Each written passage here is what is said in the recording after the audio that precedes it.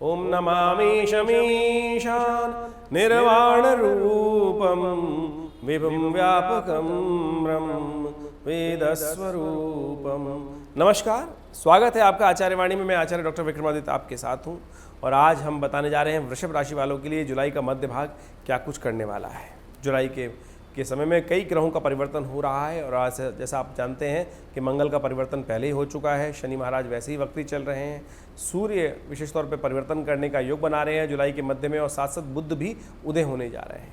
ये सारी गणनाएं आपकी राशि के अनुसार बड़ा महत्वपूर्ण स्थान रखती हैं और ऐसे में सूर्य का परिवर्तन आपके लिए बहुत ही महत्वपूर्ण होने वाला है और साथ साथ बुध का उदय होना ये भी आपके लिए विशेष तौर पे बड़े लाभ के योग बनाने वाला है। तो यदि कई क्षेत्रों में आपको विशेष तौर पे बुध के उदय होने से एकदम उन्नति का मार्ग प्रशस्त होता दिखाई दे रहा है। बुध करीब करीब जुलाई के मध्य में बिल्कुल परिवर्तन की तरफ जाएंगे और इन परिवर्तन के अनुसार से आपके जीवन में कई प्रकार के स्थितियाँ आप समझ लेनी चाहिए। कब क्या कुछ स्थिति आपके लिए रहेगी, कौन सा खास उपाय कर लेने से आपके जीवन में अनेक कष्टों को आप दूर कर सकते हैं, ये सब बातें आपको अच्छे से समझना चाहिए। यदि हम 11 जुलाई की बात करें तो 11 जुलाई को ग्रहों की गणना विशेष तौर पर दिखाती है कि नवमी तिथि है सावन के कृष्ण पक्ष की और मंगलवार का अवसर है और मेष में चल रहे हैं चंद्रमा। ये स्थिति थोड़ी सी भारी दिखाई देती है, खर्चों का योग दिखाई देता है, लेकिन फिर भी आमदनी और खर्चे दोनों बनते दिखाई दे रहे हैं। तो ऐसे में आपको इस बात का ध्यान रखते हुए कार्य करना है कि बेकार के खर्चों को जरा स्कैन करके काम करेंगे तो फिर आप पॉजिटिव लाभ ले सकते हैं। नहीं तो ग्रह तो दिखा रहे हैं कि नुकसान ज़्यादा होगा, आमदनी आएगी भी और रेत की तरह निकल भी जाएगी। तो इस बात का ध्यान रखते हुए कार्य करें। एक बात का और ध्यान रखें कि 11 तारीख को अश्विनी नक्षत्र विद्यमान है, ये गणमूल नक्षत्र के अंतर्गत आता है। तो जो जातक इस दिन जन्म लेते हैं उनकी मूल शांति अवश्य उनके माँ बाप को कराने का प्रयास करना चाहिए, अन्यथा वो जातक स्वयं के लिए भी परिवार के लिए भारी होता है। 12 जुलाई की यदि हम बात करें तो इस दिन विशेष तौर पर दशमी की तिथि है और बुधवार का अवसर है, मेष में चंद्रमा है और भद्रा विद्यमान है सुबह 5:55 से लेकर करीब करीब शाम के करीब रात के 6 बजे तक। इस दिन सर्वार्थ सिद्ध योग भी विद्यमान है। कई लोग कहेंगे कि सर्वार्थ सिद्ध योग विद्यमान है तो आप शुभ कार्य कर सकते हैं, लेकिन एक बात का ध्यान रखिएगा, सर्वार्थ सिद्ध योग शाम के 7 बजे के बाद है, दिन में भद्रा है, तो इसलिए नए कार्यों के लिए दिन अच्छा नहीं है, भारी रहेगा, तो इससे बचने का प्रयास करना चाहिए। और तमाम कार्यों में करते हुए थोड़ा सा इस बात का ध्यान रखें कि स्वास्थ्य का ध्यान रखें और बेकार के झगड़ों से बचने का आपको प्रयास करना चाहिए। इस प्रकार का योग बन रहा है। वहीं 13 तारीख के लिए हम बात करें तो उस दिन बृहस्पतिवार का अवसर और एकादशी तिथि और चंद्रमा आपकी स्थिति में परिवर्तन होने के अद्भुत प्रकार से योग बना रहा है। सुबह सुबह सूर्योदय से पहले पहले चंद्रमा परिवर्तित होकर लाभ के संकेत आपकी राशि के अनुसार से बनाता दिखाई दे रहा है और आपके मन में कई पॉजिटिव चेंजेस स्वयं उत्पन्न होने के योग बन सकते हैं। कामदा एकादशी भगवान विष्णु को प्रसन्न करने का दिन, बृहस्पतिवार के दिन ये शुभ योग पड़ रहा है। तो ऐसे में कोशिश ये करें पीले वस्त्रों का ध्यान करें, केले का पूजन करें, केले का विशेष तौर पे प्रसाद इत्यादि बनाकर चूरमा बनाकर भगवान का स्तवन करें, वो बड़ा कल्याणकारी योग बनेगा आपके लिए। सावन के महीने में भगवान विष्णु शेषशय्या पर विश्राम कर रहे होते हैं, ऐसे में उनका पूजन कर लेने से बड़ा कल्याणकारी योग बनता है और साथ साथ भगवान शिव की आराधना भी अवश्य करने का प्रयास करना चाहिए। इस दिन व्रत करें और हो सके तो भगवान का विशेष तौर पर शालिग्राम जी का स्नान कराने के उपरांत उनका चरणामृत ग्रहण करें, कल्याणकारी योग बनेंगे। आपकी राशि के अनुसार से हम बात कर लेते हैं वृषभ राशि वालों के लिए 14 तारीख का समय कैसा है। 14 तारीख का शुक्रवार का अवसर है, द्वादशी तिथि है और शाम को त्रयोदशी के आगमन के कारण से प्रदोष व्रत इस दिन योग बन गया है। सावन के महीने में प्रदोष व्रत बड़ा कल्याणकारी माना जाता है। तो ऐसे में भगवान शिव, गौरी पार्वती और महालक्ष्मी तीनों की आराधना कर लेने से महालक्ष्मी कृपा प्राप्त करने के अवसर बन जाते हैं। आपकी राशि के अनुसार से ग्रहों का योगायोग बड़ा शुभ दिखाई दे रहा है, आगे बढ़ने का अवसर आपको प्राप्त हो सकता है, लेकिन एक बात का ध्यान रखिएगा, पॉजिटिव रहेगा, नेगेटिव मत सोचिएगा। मन बिल्कुल पॉजिटिव हो रखा है, नेगेटिव तरफ से ले जाने से बनता हुआ काम बिगड़ सकता है। तो पॉजिटिव होकर काम करने का आपको प्रयास करना चाहिए, इस बात का विशेष तौर पर ध्यान रखें। जैसा प्रदोष है व्रत विशेष तौर पे तो बिलपत्र भगवान शिव पर अर्पित करें और सुंदर गंधोदक से भगवान का अभिषेक करें, कल्याणकारी योग बनेंगे। 15 तारीख को हम यदि बात करें तो 15 तारीख को मासिक शिवरात्रि है और उस दिन शनिवार का अवसर, मासिक शिवरात्रि और भगवान शिव पर जल चढ़ने का दिन। कावड़ की जो परंपरा भारतीय संस्कृति में अनादिकाल चल रही है, उस दिन तीर्थ जलों से जल लाकर भगवान शिव का अपने क्षेत्रों में लोग जलाभिषेक करते हैं और एक लोटे मात्र जल से भगवान शिव प्रसन्न होकर समस्त मनोकामनाओं की सिद्धि का वरदान भी देते हैं। तो इस शुभ तिथि का लाभ लेने का प्रयास करना चाहिए। देखिए शनिवार का अवसर है। आपकी राशि के अनुसार यदि हम बात करें तो इस वक्त शनि महाराज जो हैं आपकी राशि के अनुसार से आपके मान स्थान पर चल रहे हैं, वक्री हैं। तो ऐसे में तिल थोड़े जल में डालकर, और शनिवार का अवसर है, भगवान शिव का अभिषेक करेंगे तो शनि भी आपके अनुकूल होंगे।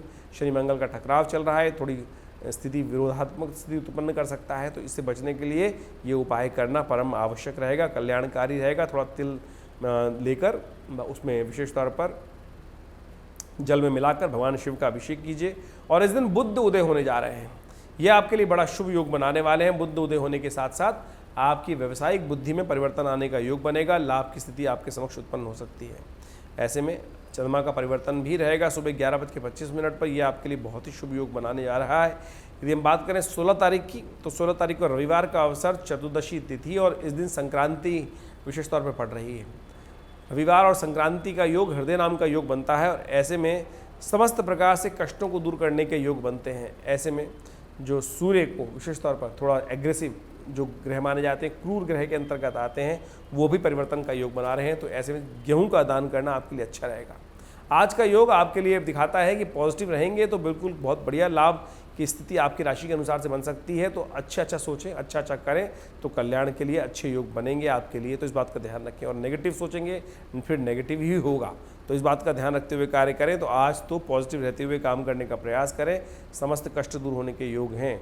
17 तारीख की यदि हम बात करें तो 17 तारीख के लिए ग्रहों का योग दिखाता है कि इस दिन सोमवती अमावस्या है। सोमवती अमावस्या सावन के महीने में पड़ रही है, और साथ साथ संक्रांति का पुण्य भी है, क्योंकि कल जो सूर्य का परिवर्तन हुआ वो विशेष तौर पर सुबह 29 बज के करीब 1 मिनट पे हुआ है। 29 यानी सुबह 5 बज के 1 मिनट पे ये परिवर्तन हुआ है। तो संक्रांति का पुण्य अगले दिन यानी सोमवार को पड़ने वाला है। तो इस दिन सोमवती अमावस्या, सावन का दूसरा सोमवार, और साथ साथ संक्रांति का पुण्य भी, तो बड़ी शुभ तिथि है। ऐसे में कोशिशें करें, भगवान का विशेष तौर पर स्तवन करें, पूजन करें। ग्रहों का योग आपकी राशि के अनुसार से अच्छे योग बना रहा है। विशेष तौर पे आपको अपनी माता जी का आशीर्वाद लेते हुए कार्य करने का प्रयास करना चाहिए। संक्रांति और विशेष तौर पे अमावस्या, ये विशेष तौर पे तर्पण के लिए बड़ी शुभ मानी जाती है। अपने पितरों के निमित्त ब्राह्मणों को भोजन कराना, गऊ का पूजन करना आपके लिए बहुत ज़रूरी रहेगा, कल्याणकारी योग बनाने वाला रहेगा। आगे बढ़ने के अवसर आपको प्राप्त होंगे। आपकी राशि के अनुसार से साफ साफ योग बनता दिखाई दे रहा है। तो आप कोशिश करें इस शुभ योग का लाभ लें। 18 तारीख यदि हम बात करें तो उस दिन मंगलवार का अवसर है, प्रतिपदा तिथि है, और साथ साथ पुरुषोत्तम मास इस दिन से आरंभ हो रहा है। मलमास इस दिन से आरंभ होगा। इस बार मलमास जो है वो सावन के महीने में पड़ रहा है। सावन का महीना विशेष तौर पे वैसे ही भगवान शिव का लिए माना जाता है, और उसमें पुरुषोत्तम मास का आना और शुभ योग बनाता है। तो ऐसे में नित्यपति भगवान शिव का रुद्राभिषेक करें, कल्याणकारी योग बने। खैर आपकी राशि के अनुसार से ग्रहों का योग दिखाता है कि पॉजिटिव आपके लिए स्थिति बनेगी। ऐसे में आपके ग्रह के अनुसार से साफ साफ योग बन रहा है कि आपके लिए ग्रह तो अच्छे हैं, पराक्रम में वृद्धि के योग बन रहे हैं, लेकिन एक बात का ध्यान रखिएगा, समय अपने लिए रखने का प्रयास कीजिएगा। समाज के बहुत सारे लोग आपके समय को अपने लिए लगा लेंगे, तो एक बात ध्यान रखें, आपका समय भी वेस्ट होगा। बेकार के काम आपके पल्ले पड़ सकते हैं, उनसे बचते हुए कार्य करने का आपको ज़रूरत दिखाई देती है।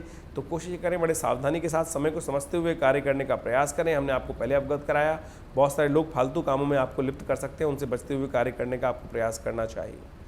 19 तारीख की यदि हम बात करें तो ग्रहों की गणना है कि तृतीया तिथि पुरुषोत्तम मास की, और साथ साथ बुधवार का अवसर। ग्रह आपके आज भी विशेष तौर पर कल्याणकारी योग बने हुए हैं। यदि आप सावधान होते हुए काम करेंगे तो अवश्य बहुत सुंदर तरीके से लाभ के योग बना सकते हैं। बेकार के झंझटों से बचने का आपको प्रयास करना चाहिए।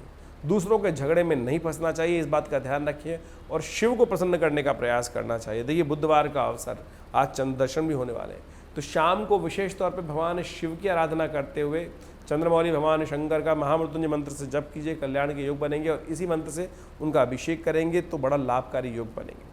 इस दिन गंडमूल नक्षत्र भी विद्यमान है, तो जो जातक जन्म लेंगे इस बात का ध्यान रखें, उनके माँ बाप घर वाले की इनकी मूल शांति अवश्य कराने का प्रयास कीजिएगा, अन्यथा जातक भारी रहता है अपने जीवन पर भी। यदि हम बात करें विशेष तौर पर 20 जुलाई की, तो उस दिन बृहस्पतिवार का अवसर, तृतीया तिथि, और चंद्रमा का परिवर्तन सिंह राशि में होने जा रहा है। ये सिंह राशि में चंद्रमा का परिवर्तन जो होगा, शुक्र के साथ योग बनना बड़ा कल्याणकारी और लाभ की स्थिति उत्पन्न करने वाला है, सुख के आगमन को देने वाला है। तो ऐसे में आप कोशिश ये करें, इस पुरुषोत्तम मास के अंदर भगवान शिव की नित्य प्रति आराधना करें, ओम नमः शिवाय का जप करें। हमने विवेकानंद योगाश्रम में विशेष तौर पर बड़ा सुंदर रुद्राभिषेक का कार्यक्रम रखा है पूरे सावन महीने में। सावन इस बार 60 दिन का है और विवेकानंद योगाश्रम में पूरे 60 दिन तक लगातार शाम को करीब करीब 6 बजे से लेकर 8 बजे के बीच में रुद्राभिषेक का सुंदर कार्यक्रम रहेगा। आप स्वयं भी उसमें सम्मिलित हो सकते हैं। यदि बहुत दूर रह रहे हैं तो चिंता ना करें, हमने योग्य ब्राह्मणों के द्वारा आपके सुंदर रुद्राभिषेक के लिए व्यवस्था बनाई है। आप इस व्यवस्था का लाभ लेते हुए कार्य करें। भगवान आपकी मनोकामना पूर्ण करेंगे। धन्यवाद।